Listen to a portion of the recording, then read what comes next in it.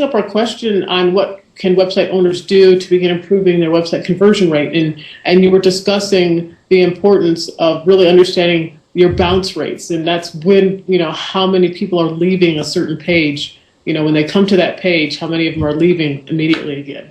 And you gave some very good information in terms of statistics. Like if you have rates over 70%, then you really need to look at that page and see what it is that you're not serving your target market with. And is there anything else that website owners can do to begin improving their conversion rates? Sure. So, let's dive into specific elements that you can work on your web pages and that have a big effect on visitors. So, first of all, we as humans naturally we like to look at pictures. That's just how we operate. And so having images on your web page, it's important. They help. But I'll say this with caution because people will put they'll put images on their web pages that have nothing to do with the selling process. And I say selling process broadly. That could be for services, products, what have you.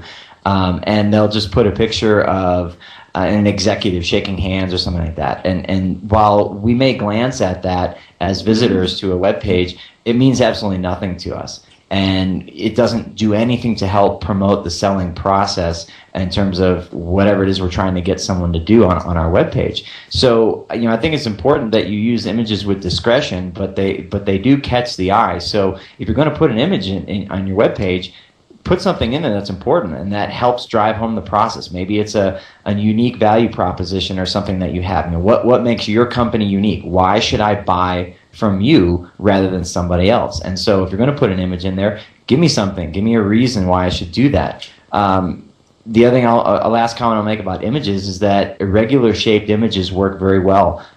We are all most of us are accustomed to square banners, the old days of Yahoo, lots of flashing ads and all kinds of stuff like that.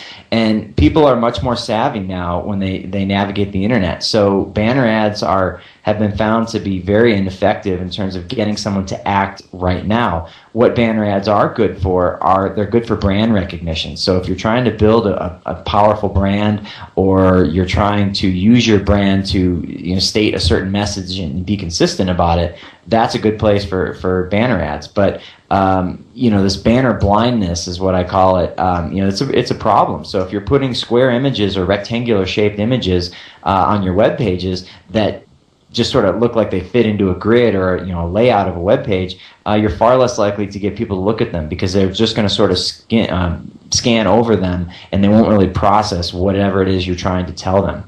The last two comments I'll make about specific elements, without getting too long-winded here, are headlines and bullets.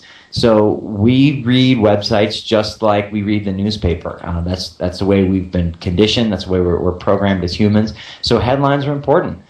So if you're going to put a headline or have a headline, which you should on almost every web page of your site, then make it a good one and make sure that you're attracting the attention of visitors and making sure that you're getting them to continue reading or whatever it is you want them to do on that website. And then the last piece of that is bullets. Bullets are a great way to get someone's attention. It's been shown that bullets attract the eyes very often and that people will skip over multiple paragraphs to go right to the bullets. And the reason is because usually bullets they're short, sweet, and to the point. They're very organized. And so we can try and glean a lot of information off of the bullets very quickly. And that's what we're looking for. I mean, I'll kind of leave it at this.